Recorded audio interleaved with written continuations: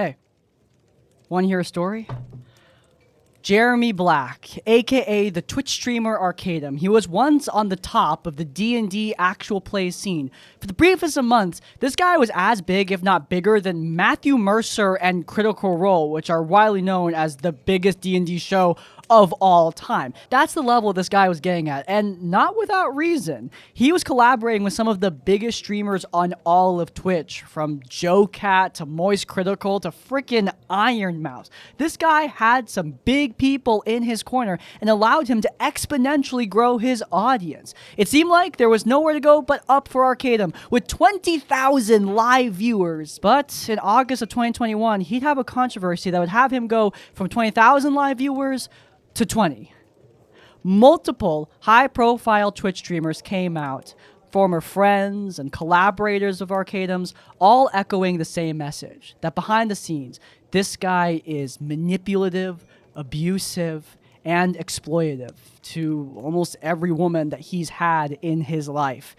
For counting purposes, Naomi, Kelly, Cree, Momo, Red, Summer, Falcona, Uzu, Lyra, Remy, Jade, Chica, Kinoya, Ashley, Stir, Crystal, Spatula, Nano, and Chica again. It was brutal, and it resulted in his career falling apart almost immediately. Everything from how he treats his artists, to how he treats his friends, to how he has allegedly been cheating on his wife with multiple women across Twitch, primarily in VR chat, of all things. Just, yeah, if you think Ned Fulmer from the Try Guys was bad, you know nothing. Arcadum is another level of degeneracy. You'd think that this story would end in 2021. I mean, it seemed like all of Twitch was coming for his throat, but that's not where his story ended. You see, Arcadum, for years, he's been trying to resurrect the shambling corpse of his career, to the amusement of no one, because no one is paying attention, except for me, because I'm a vindictive asshole. So today, I'm going to be telling you all I've learned from scoping out Arcadum's darkened internet corner, and telling you exactly how he got there in the first place. So, without further ado, guys, what the hell happened? Yeah, it was like SEAL Team 6 of abuse victims. It was impressive. Because you know what I get to move on to? I get to move on to being homeless and a bunch of other shit that is really stressing me out, while also juggling all the different... My life isn't going to be some cakewalk that I'm going to walk away from this unscathed. Yeah, but you're the one who decided to do those acts.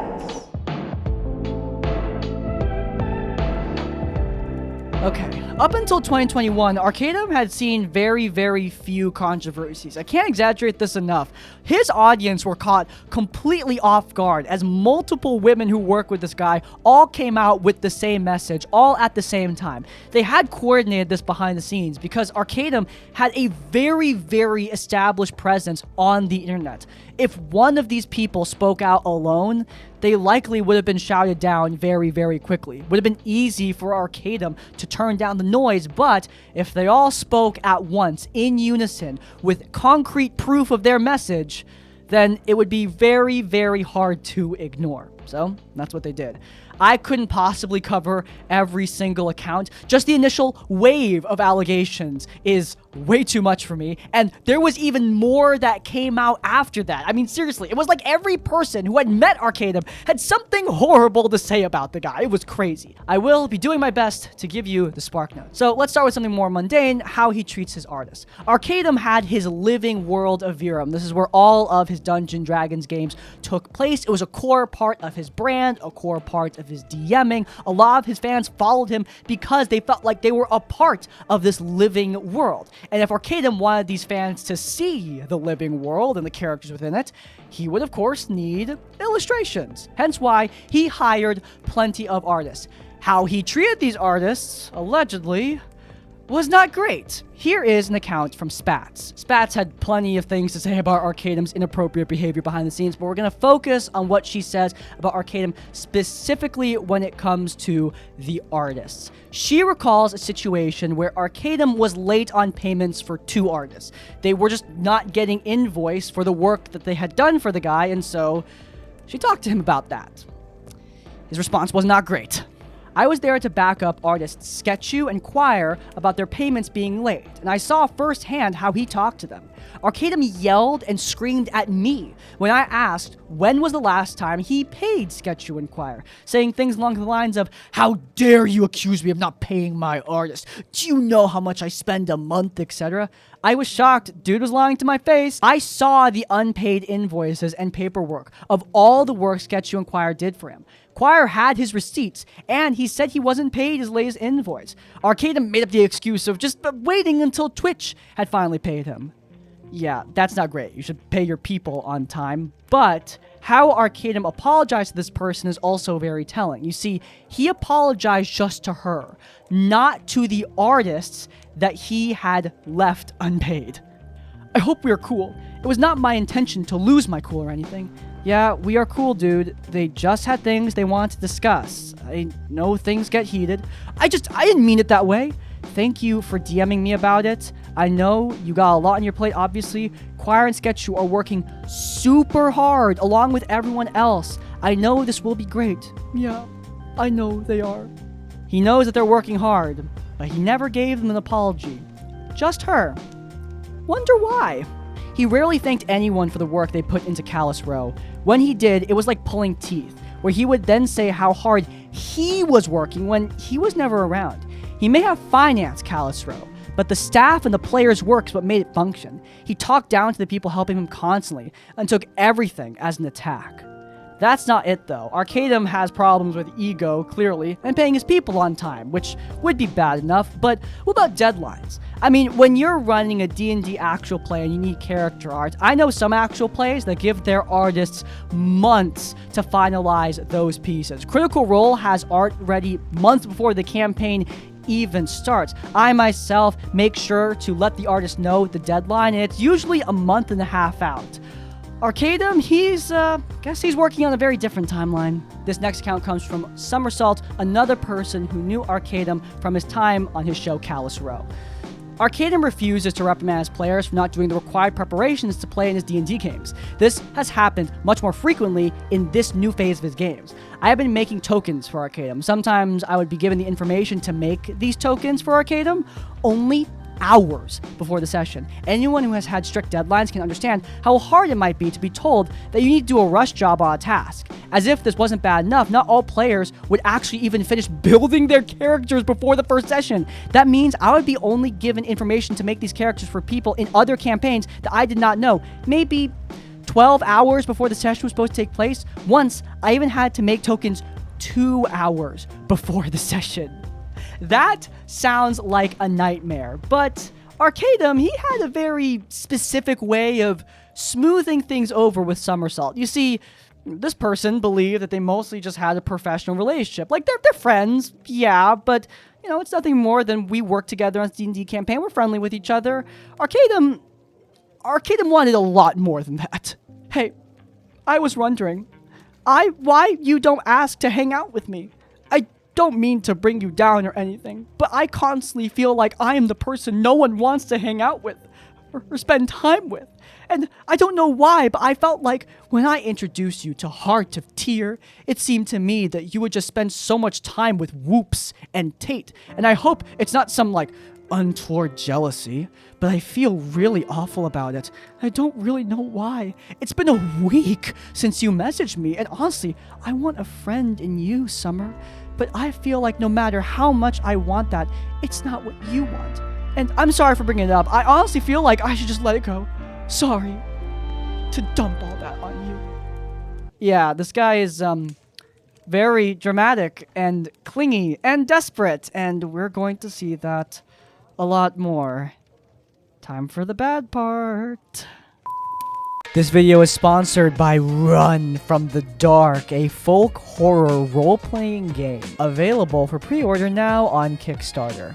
In this RPG, the darkness itself is out to kill you. You are in a bleak world, desperately trying to reconnect the few pieces of civilization left, facing off against horrifying monsters, which there are plenty of. The book comes with 40 unique monsters, pre-made starter adventures, over 100 NPCs for your GM to use, and even some real life survival tips, since I know most of you guys don't go outside and touch grass. Now, this game is already funded. You're getting it no matter what if you buy, but there are still lots of cool stretch goals, like a limited edition with a world map sleeve, and even some plushies. So if you want some extra goodies, as well as an incredible game with so much amazing folk horror content, then back this now. If you guys are interested in Run from the Dark, then you can head down to the description down below or to the pinned comment where you will find the Kickstarter. Thank you so much to Run from the Dark for sponsoring today's episode. As always, supporting our sponsors does support us. Without further ado, let's get back to the tea. Oh boy, so we're going to be talking about Arcadum's behavior with the women that he is pursuing, either in friendship or in romance. Often in both, let's be honest. And keep in mind, this entire time, Arcadum has a quote-unquote wife. And don't worry, I'll tell you why that's in scare quotes later on down the line. Oh boy. Okay, let's start with Momo Mischief. Momo is a friend and collaborator of Arcadum's. She's worked with the guy for a long time. She considered him one of her closest confidants. But Arcadum wasn't getting enough from her. You see, he really liked doing VR chat roleplay with Momo. He liked it a lot, but Momo did something horrible to Arcadum one day. She VR chat roleplayed with another person. Arcadum, he did not take that well. I don't know why you're upset. I did not say we're going to hang out tonight, yet you're upset with me because I didn't? Man, you really have no idea, do you? Why not tell me you weren't going and tell me you were hanging out in Discord? Maybe invite me. Half of them are there because you're there, and that hurts my feelings. Because you said you're going to be in your artist Discord? I wanted to hang out with you, and you said you were doing something, so I went somewhere else. How the hell do you not see why I'm upset? Just forget it. Enjoy the new friends you have made. I'm just sick and tired of feeling like a third wheel to my own friends. None of them ever asked to join me in VR chat. Jesus Christ. Oh my God. Even though I talk about it all the time. This messes me up, man. But that isn't your fault. I'm pretty heated, so I'm gonna stop. I feel like all I have done is upset you over the past couple days, and I'm sorry for that. I'm sorry I said anything. Okay. At this point, Momo is incredibly confused. Remember, she does consider Arcadum to be a close friend. She just has, other friends. Like a human being does. She reassures Arcadum, telling him, hey, I'm still your friend, and he continues. Well, that's a nice sentiment, but it's not how things work. I have ran for 36 people over the last 3 years. 6 of them message me on a monthly basis. 18 have not messaged me since the games ended. These are real things. They represent reality. People message and seek out people they care about. I'm not lamenting it. I expect it to happen, but I am human, and I get sad. Maybe I get sad because I can see it, but I can't not see it. But like I said, it's not your fault. Man, I didn't mean to dump that on you. That was not my intention. Please have a good day. I'm not upset. Don't worry about me. I am down for Valheim tomorrow. Blatantly manipulative. This guy is basically throwing a pity party for himself so this woman will hang out with him more, which has actually happened to me. I had a person in my TTRPG life who did this exact same thing as Arcadum, and what's hilarious is that person would also end all of their messages after screaming at me, cussing me out, blaming me for the destruction of their social circle. That person would end off every message by saying, "Bungie tag, wanna play Destiny?" Like, is it just a thing amongst manipulative gamers to change the subject? I mean, I don't know. But yeah, Arcadum actually had more vile behavior than this. See, this is his first tactic, guilt tripping. He did this before with Somersault, saying how terrible his life is, and no one talks to him, no one likes him, hang out with me, please. But with Momo, he employed something else. Which leads me to the next part of Arcadum and I's friendship, where he began to groom me into believing other people, other friends of mine, and even my closest people in life might not care for me in the way I knew they did. He would suggest things to me, analytical, hyper-complicated scenarios where he would digest the things my friends did on social media, their streams, everything. He would prey on my doubt and instill in me that it was my idea to even talk about it. We're actually going to see that again. Not necessarily this specific kind of manipulation, but Arcadum really loves preparing these hyper-complicated situations where he's the one in the right, where he's the one who gets what he wants. In this case, he's doing it to prey on Momo's doubts, to make her feel alone. He's made him look all small and pathetic and bad, and he wants her to feel the same way, to feel like she has no friends except for him. This is going to continue with Mother Lyra, another streamer who posted her own thread on Arcadum. By the way, she is yet another person who met Arcadum on that show, Callous Row. It brings out such great memories, doesn't it? Arcadum made sure I felt like I was special, the only one he could trust. He insisted he felt so happy and delighted that I would consider him a friend, and continued to push that I was second to no one. Though I found out later that these events happened around the same time as others. Arcadum continued to say I was the only one he could trust, that we had a personal friendship, and wanted personal lap dances. This is an asexual VTuber, by the way. I just need to let you know.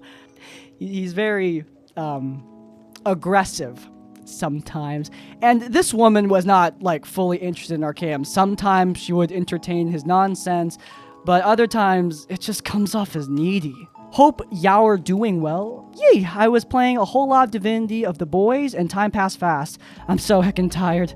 Hope your day was fun as well. It was pretty good. Now I'm just kaying in bed, kind of lonely. Been looking at your pictures for like 10 minutes. Now, this seems very aggressive, but not very manipulative. No, don't worry. His more toxic behavior, it came out with Lyra too. There were also times where we would be hanging out, and I would just bring up Callous Row related subjects, and he would outburst and yell that I was using him, saying I was a manipulative person, leaving me in tears.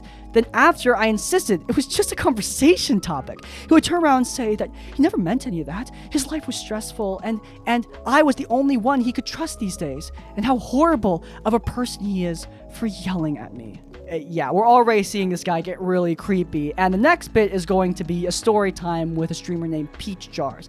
Look, Peach doesn't have any receipts of this because this is actually an IRL encounter with Arcadum. Arcadum was at some kind of pool party with the girls, and well, there were pretty women in swimsuits near him, and he acted very normal about that. And so all the girls are drunk and we're in the bathtub in our bathing suits. We are clothed, but we're having fun girly pop time. Arcadum turns the shower on. It's standing in the shower from us a few feet away. So imagine tub full of women drunk and having fun. He's standing in the shower like this. Watching.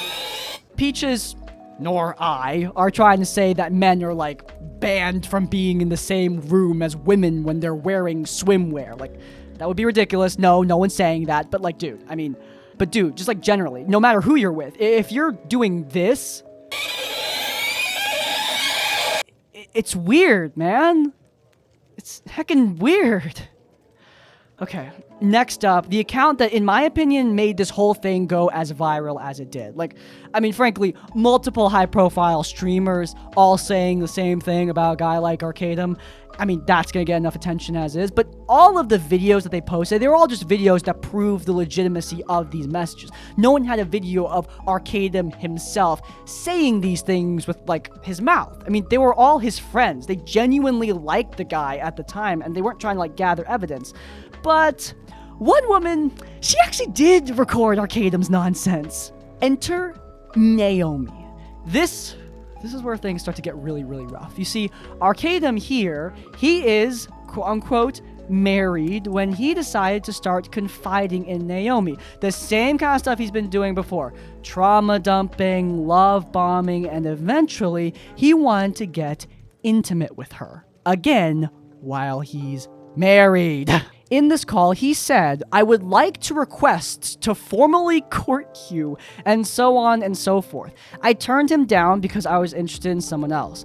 A bit down the line, I tell him I'm here for them. I hope he'll be able to speak up next time he has feelings for someone, and I tell him this won't affect our friendship. This is mostly to show evidence and solidify the timeline. She also does include some DMs to help to provide evidence of what was said in this call, where she tells Arcadum, "Hey, thanks for telling me about your feelings, blah, blah, blah, blah, blah." Now, while Naomi was adamant, "Hey, I rejected you, but it's all good, not gonna affect our friendship," Arcadum would act a little bit differently. Down the line, Arcadum made a joke at Naomi's expense, basically telling her in a pretty aggressive voice that she's the person that nobody invites to parties, and that hurt her feelings. He was incredibly offended by this. Like, dude, I can't exaggerate enough. It was one joke. He made a joke, she didn't like it, and that really should be it. She told him, "Hey, I'm your friend, that didn't make me feel very good." He could just say sorry and move on, but no. Arcadum has a near hour-long voice call where he berates and screams at her for daring to not like his frickin' joke. Dude, get a grip on yourself. I don't take... That's not my problem, is it? I mean... Wait, so... Be stronger, my advice. Or don't play. Like, what did you think the response should have been? I responded with, "I was just kidding, it was just banter, I am sorry it hurt your feelings. That is because that was my intention, an understanding that it hurt you, and an admission to fault," in which I took care of all of that in 2 sentences. Like, you're the one who's blowing this way out of proportion than what it actually is.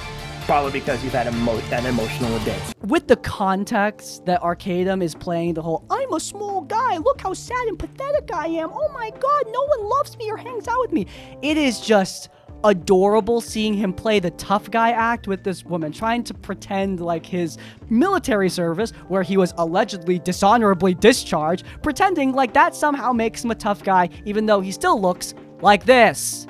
Also, probably the most infamous voice clip comes out of this call. He's trying to tell her how tragic his life is. You see, Arcadum, he has a very aggressive, dangerous sense of humor, and he's constantly sacrificing that for us peasants in the day-to-day. He is living a non-stop life of service for the people around him. Naomi just doesn't understand. I'm tough. Well, If I wasn't tough, I would have died long ago. Once, many years ago, I allowed myself to become arrogant, and I became the most evil version of myself that I have ever witnessed. It disgusted me. You know me enough now that you know what my abilities are. Imagine if they had no temperance right. and I was selfish. Imagine the destruction that I could wreak. It won't matter. It's just another adjustment that I have to do in my constant state of service that I live in. That's why I don't talk about it. That's also why I don't play Among Us.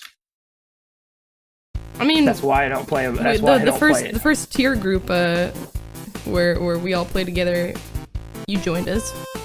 It was pretty funny. Okay. Yeah, Well, was it? anyway. It's just, I have no words.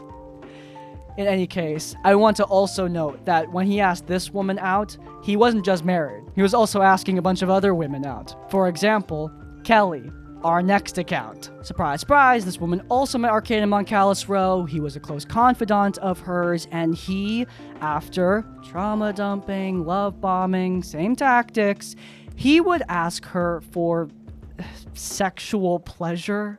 After a long time of listening to him and comforting him, it started getting to the point where he'd randomly ask me to make him feel better or help him find sexual release. It most always came in 2 forms. Either he was very down and had a bad day and was requesting I make him feel better, or he was confidently asking me after a good day if I wanted to because he was feeling himself. It never felt right, and he would constantly ask me to help him relax or feel good all of the time. She also contains some DMs where he does this. Please note that these DMs are edited to make him look better. I'm gonna try to fall asleep again. My eyes have been tired for hours. Before you go, we could try it together. Huh? Before you try to fall asleep again, we could fap. It would help me relax. I was just saying, hey, if I'm gonna be streaming at 4, I need to sleep.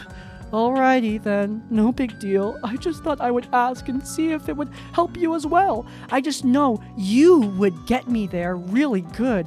And I want to sleep too. I'm sorry if I pushed too hard. I'm extreme sleepy.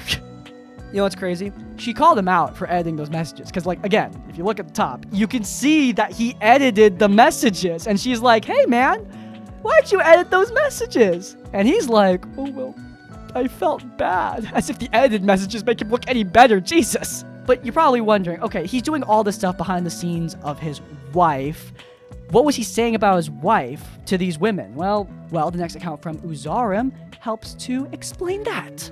On July 1st, 2020, he asked to get into a call with me. He started the call asking how I was doing and then went into how he found me very attractive. That things with his girlfriend, spoiler alert, they were not good. That he wasn't getting any affection or felt attractive and really wanted me to erotic roleplay with him in VR chat.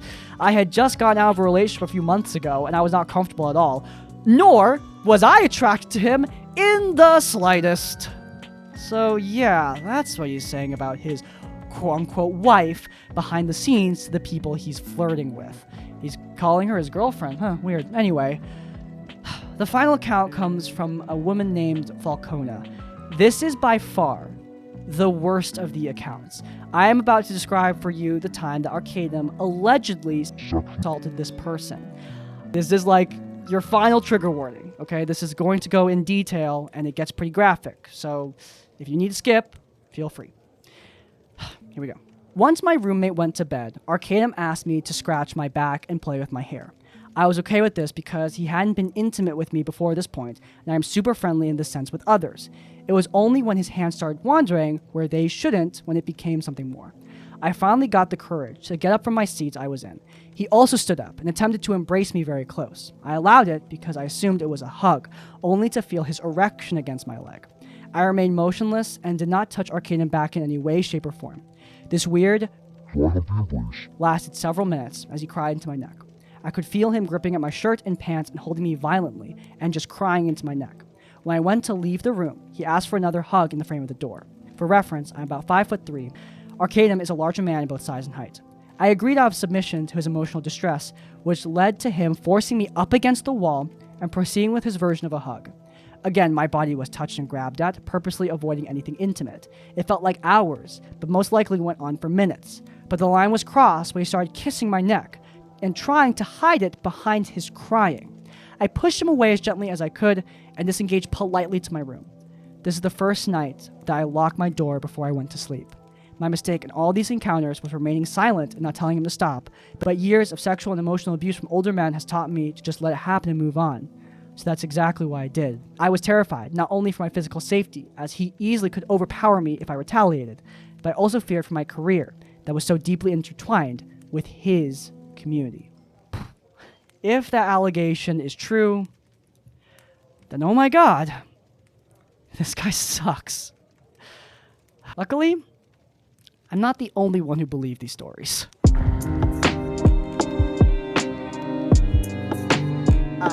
Yeah, everyone on Twitch, I mean everyone, was roasting this guy. A bunch of Arcadum's previous collaborators were coming out with stories about their own opinions on Arcadum. Tons of influential streamers were reading the accounts live on their stream and giving their own opinions about why they think Arcadum sucks. He was the punching bag for the entire platform. It was not her fault that for some reason every single male NPC wanted to date her. I don't understand why. But then again, now it kind of makes sense now. Among Us, Andrew, a fraction of his power might leak to us mortals, and we would feel the destruction. He might actually kill someone in real life if he played Among Us. I know. It was nice. I remember one time, this time when I was crying, he joined call and he was like, "Oh, guys, 4chan does not like me," and I was like, "What the fuck?" He has told everyone else but me that he was dishonorably discharged, and then he told me that he had quit, or like he didn't like renewed shoes. What? Why was he trying to perpetuate? Is what I'm trying to Have understand. no fucking See, I still don't know what the truth here is. Amongst the streamers who came out in the aftermath of all this, one of the people was Tiffany, Arcadum's own quote-unquote wife. And it's actually Moist Critical who would explain that whole convoluted situation. I can chime in on, I actually knew about this. He's had a girlfriend for a long time, but he keeps calling her his wife. So every time he would talk to us, he'd mention his wife. So I looked it up one time because I was curious, and they've just been dating for a while. So he did all this while having a girlfriend, and it looks like he's in a state of perpetual RP. I also remember one time that he said, I don't even know if the whole lid's been blown. I remember one time he had to cancel one of our sessions because he was accusing his wife of cheating on him. And it seems like that was some projecting now. Yeah, Arcadum was lying. Seems like a running theme with this guy, but it's such a weird thing to lie about. I mean, these people know Tiffany. They know that Arcadum is not married to her. Why would he lie? They just assumed it was a nickname, but with his history of puffing up his own ego, it seemed like more than that. And Tiffany, her account was just as bad as all the rest. Imagine what they went through and multiply it by 1,000. I'd have to write a novel to tell my side of the story. I kicked him out when I found proof and changed the locks. She did a live stream where she retold some of the stories that she experienced while she was Arcadum's partner, and they are rough. Now, Tiffany has deleted this live stream. I no longer have access to it. She's also changed her name and seems to have moved on with her life. She is happily doing her own thing far away from the Arcadum story. I'll give you the cliff notes without going too much in detail, but basically being Arcadum's partner was like being Arcadum's mom. Anyway, with all this out, Arcadum needed to respond if he had any chance of salvaging his career, and this is what he said. Developed and engaged in a wide range of relationships with people over the years, some of them leading into sexual territories, and times when I made mistakes and was selfish. I never saw relationships purely for sexual purposes, and to be absolutely clear, I've never engaged in any non-consensual activity. These were relationships that developed as genuine friendships. I greatly value these friendships, and still do, yet I have been unfair to many of them, and I am sorry for the hurt I have caused. In addition to being unfair to my friends, I have been unfair to my wife, Tiffany. Last week, Tiffany became aware of these relationships and my communications with people that crossed the boundaries within our marriage. Gee, I can't. Why? Stop! Understandably, she was heartbroken, and I tried to, as much as I could, salvage the situation. This included attempting to edit and delete messages I had exchanged with different people, as well as reaching out to them to explain I would be unable to continue any sort of professional or personal association. This was a painful experience for Arcadum, obviously, and as a result, I have learned and reckoned with many of the mistakes I have made. Oh yeah, I forgot about that. This guy tried to go back to old messages and say like, yeah, I like you, but I like my wife, Tiffany, so much more. Like, come on, couldn't have been more obvious. Of course, all these women who are publishing these accounts with the receipts in their twitlongers, they are watching those receipts like a hawk to make sure Arcadum doesn't pull this exact thing, especially since, dude, you've been editing messages this whole time. It's not like it's new for you. But anyway, with the entirety of Twitch on Arcadum's butt and his viewership sharply decreasing, so ends the story of Arcadum. He disappeared from the internet forevermore. Thanks for watching.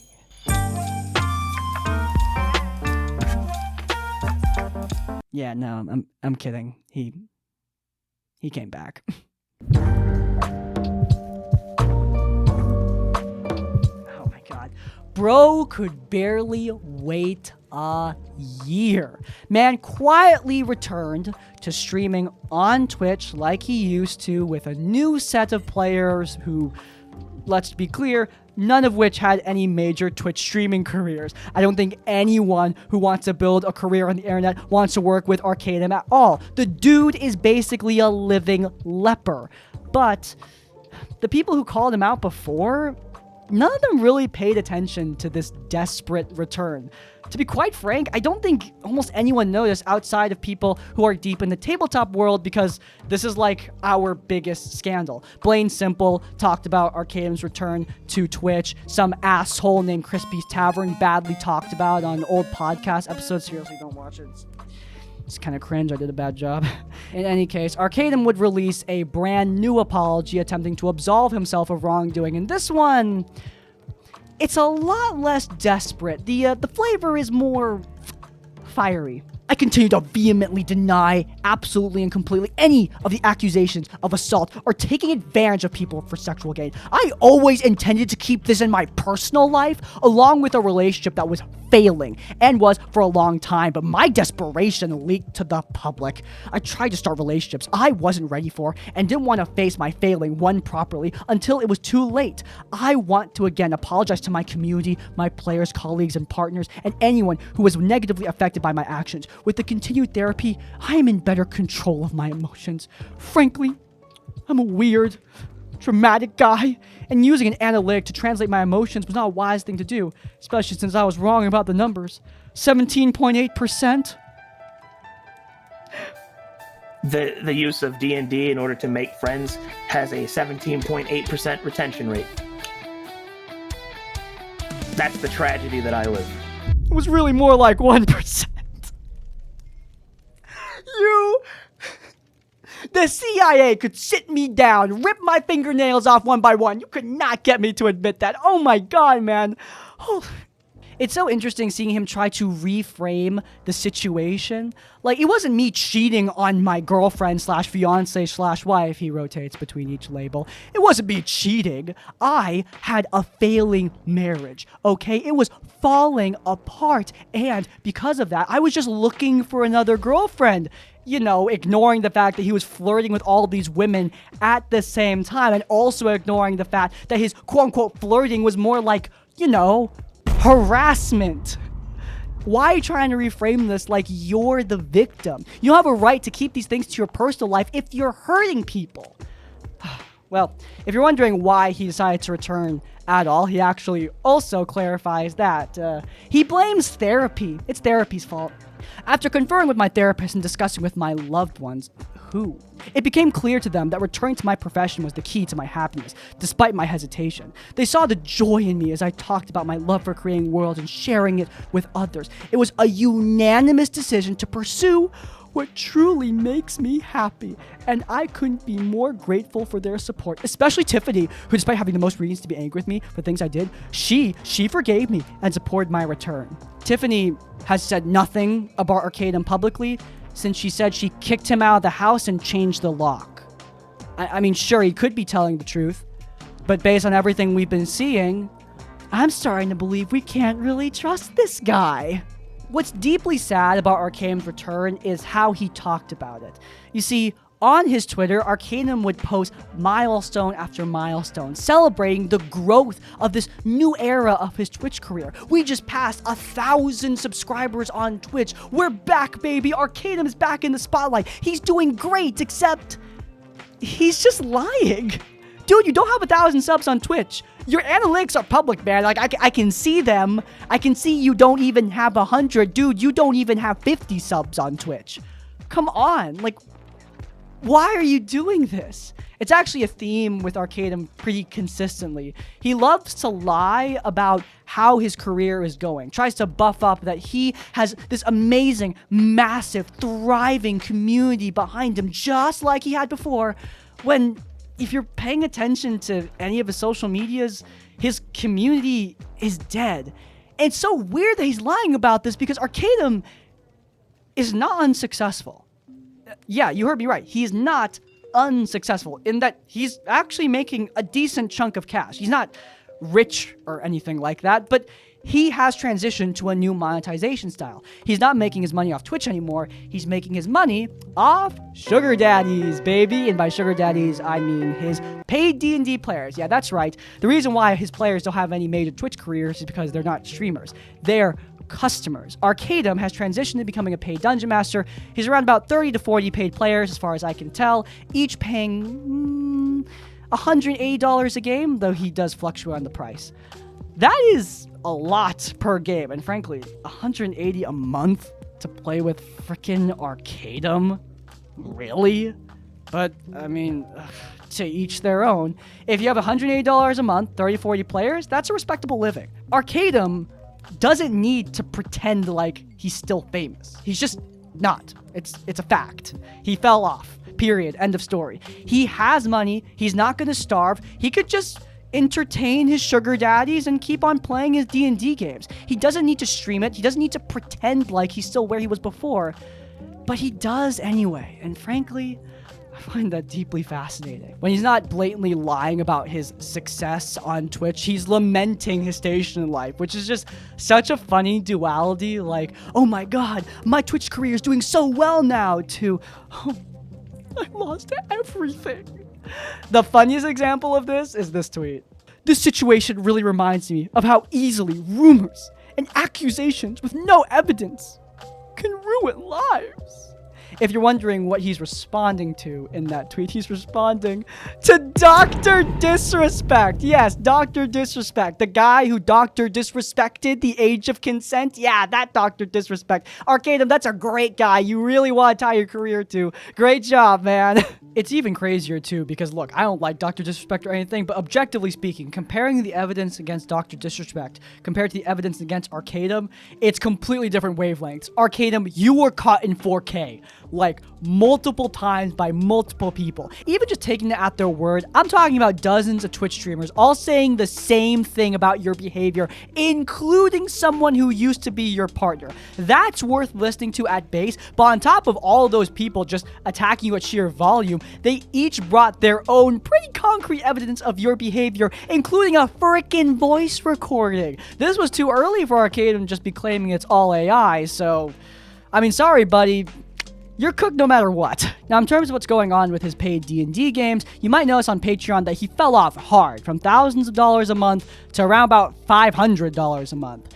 I know why, though. If you look in his community Discord, which has also decreased in viewership, but if you look in there, you will see one of his moderators posting that he is switching payment methods to something else because he doesn't want Patreon taking a cut of his money. But while he is saving money by doing this, he is also at the same time raising his prices, like, significantly. Now it's around about $200 a month for these sessions, which... yeah, the desperate swap off Patreon and some behind-the-scenes payment plan and raising the prices for seemingly no reason, it's not a great sign for Arcadum's finances, though who knows. Maybe the guy's just getting greedy. This kind of thing does happen after your campaign ends, though. I mean, people do decide that, hey, I don't want to spend nearly $200 a month for D&D games anymore, and they leave. And with Arcadum's current reputation, he's playing in an extremely, extremely small audience. And in that already small audience, there's not a lot of people who can afford to pay $200 a month for his mid-ass D&D games, which, I'm sure by complete coincidence, is why Arcadum started a brand new project, Prism. Prism is Arcadum's own tabletop role-playing game, fully funded on Kickstarter. I mean, okay, yeah, they didn't quite meet the goal on Kickstarter. And remember Arcadum's whole lying about his success thing? Yeah, he did it with the Kickstarter too. Guy just can't help himself. Immediately as the Kickstarter released, he was claiming that they're already at 20% funding. This Kickstarter is going better than he possibly could have imagined. When at the very end of the Kickstarter, he's not even at like 16% funding. Come on, man. Why are you lying like that? He didn't even reach 17.8% funding. That would have been much, much funnier. I want to also note, if you're wondering how he even got this amount of money, that this is also a very misleading number. You see, a huge part of this donation came from one person. Over $7,777 came from a single user buying at the max tier. And while it's possible that this is a legitimate user who actually wanted to pay that much, I do want to bring up a previous episode of Critical Failure where he talked about the fan-made Baldur's Gate 3 clone. They did this thing, allegedly, where behind the scenes they would, again, allegedly, self-donate to make their Kickstarter look more successful to push a last-minute bit of funding. I don't know if that's what's happening here. Maybe one of Arcadum's sugar daddies is just like an actual real sugar daddy and was willing to give him almost $8,000. Good lord. But in any case, yeah, Prism did not work out for Arcadum. $77,000 as a goal is frankly insane. I don't think most TTRPG products cannot reach that number. Why Arcadum, with his history, thought he could do it? It's just It's unbelievable to me. But anyway, the game itself is extremely underdeveloped. It's just Arcadum sitting in front of a cheap-ass webcam, yapping at the camera about the hypotheticals of this game he wants to create. He wants it to be a blend of modern mechanics with old-school mentality, which... Dude, blend of new and old. I've never heard that before. Some of these mechanics are also very familiar to me as someone who's a big fan of MCDM's Draw Steel. I'm not saying Arcadum's like ripping those mechanics off or anything. These are pretty basic game mechanics. I'm actually saying that if this game was made by someone else, I might be interested in it. One other thing, I don't want to leave this merely unsaid. The other big problem with Arcadum's game is that, look, Arcadum has not shown himself to be a very talented game designer. Whatever you think of his GMing, you could think he's the best GM in the world. Being a good GM does not necessarily mean you're a great game designer. And being a great game designer is what's required if you're going to develop your own TTRPG. I mean... It's really hard to do that, and usually you want to start smaller. It's like saying that you want to write the next Tolkien novel before you even know how to, like, control the basics of literature, right? Arcadum just hasn't practiced these skills enough, in my opinion, and it shows in his game design. This game is very bloated. If you look at the class page alone, like, God, look at this. It's just unnecessary bloat. This is not good. No, who's gonna buy this, man? Clearly no one. It's even funnier because during the videos, he actually tries to, like, remind you of who he is. You might know me from various Twitch streams with some of your favorite Twitch streamers from several years ago. Like, dude, you could just say you're a full-time paid dungeon master. You're making thousands a month off just running your D&D games. It's your entire career. Like, that would be an impressive claim on its own. Why do you need to still pretend like you're a Twitch streamer with a big audience? Why do you still need to remind people that you used to run games for these massive content creators? I mean, we all know what happened. It's not a secret. But this brings us to the final chapter of the video. With all this nonsense, was it worth it? Is Arcadum, like, even that good of a DM? And I'm gonna be honest, guys. No!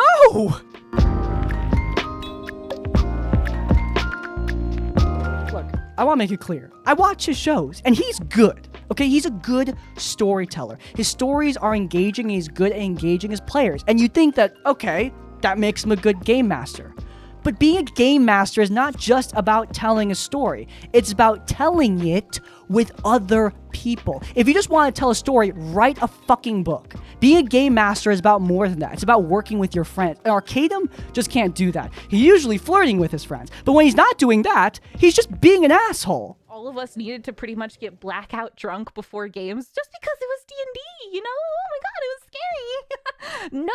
Like, what? That's unhealthy as hell. Needing to get drunk before each session after that, like needing, like not just like, oh, I'll get drunk for fun, just to like, ooh, party. I was like, I need to drink to ease my anxiety before I do this D&D stream. These women, who are all brand new to TTRPGs, are having panic attacks before the game. They need to get drunk before they play with Arcadum. I mean, that just alone would make Arcadum a bad DM. Your job as a DM is not just to tell a story for yourself or your audience. It's to tell a story that the players are a part of. Joe Cat, another very talented DM, he had his own opinions about what makes Arcadum such a bad dungeon master. The clip's gone.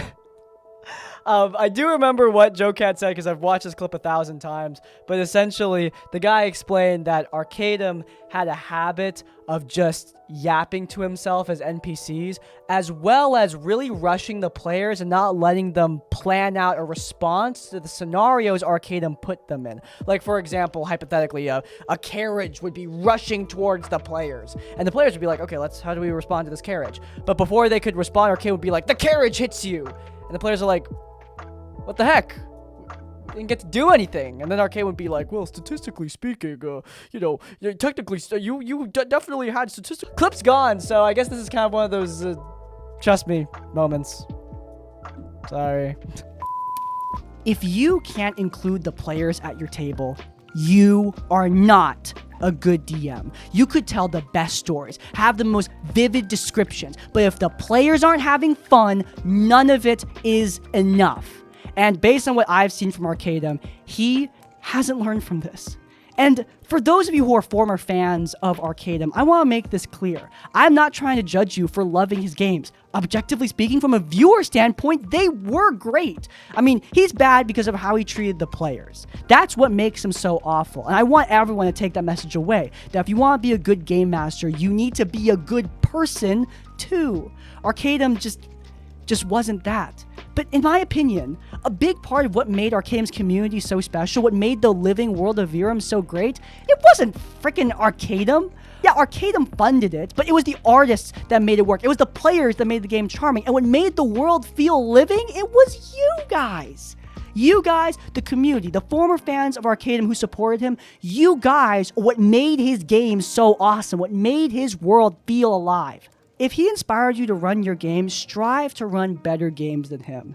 Because in my opinion, as long as you include the players, act normal at the table and outside of it, and have good friendships with the people that you play your game with, trust me, you are a better game master than Arcadum ever has been or ever will be. This was a very tabletop-centric video. I know we went about a week-long streak of not talking about D&D stuff, but I decided to run it back. If you guys enjoyed and you want to see more of our content, then you may want to check out this previous episode of Critical Failure where we talked about a Pathfinder team who wanted to make an indie ripoff of Baldur's Gate 3.